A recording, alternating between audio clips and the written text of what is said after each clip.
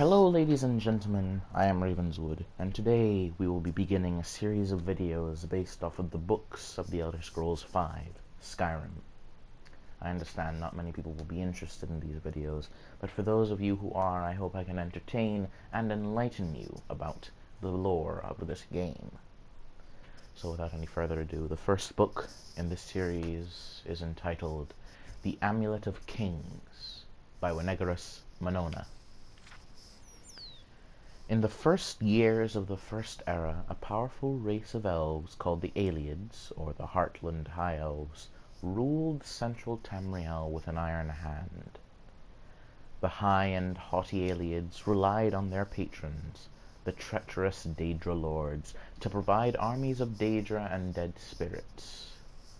With these fearless magical armies, the Ayleids preyed without mercy upon the young races of men, slaughtering or enslaving them at their whim.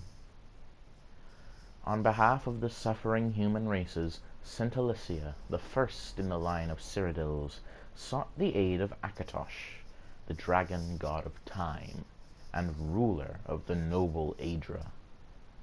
Akatosh, looking with pity upon the plight of men, drew precious blood from his own heart, and blessed St. Alicia with this blood of dragons, and made a covenant that so long as Alicia's generations were true to the dragon blood, Akatosh would endeavor to seal tight the gates of oblivion and to deny the armies of Daedra and undead to their enemies, the Daedra-loving Ayleids. In token of this covenant, Akatosh gave to Alicia and her descendants the Amulet of Kings and the eternal dragon fires of the imperial city. Thus does Alicia become the first gem in the Cyrodiilic Amulet of Kings. The gem is the red diamond in the middle of the amulet. This is the symbol of the Empire, and later taken as the symbol of the Septim Line. It is surrounded by 8 other gems, one for each of the divines.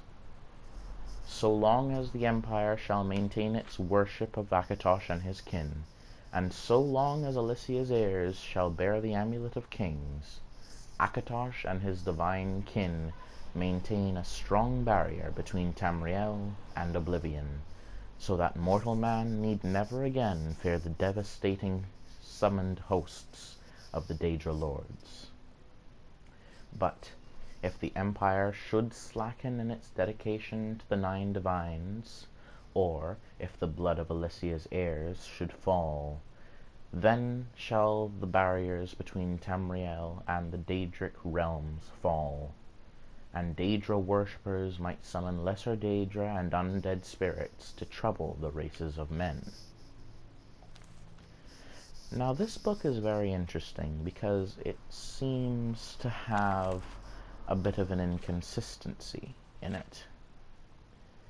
It says that the red diamond is the symbol of the Empire, and it's surrounded by 8 other gems, one for each of the divines, meaning that traditionally there should be 8 divines. However, we see here that it has to be dedicated in worship to the 9 divines, meaning that even this book acknowledges Talos as a divine, which is a big source of the trouble faced in this game between the Imperials and the Stormcloaks.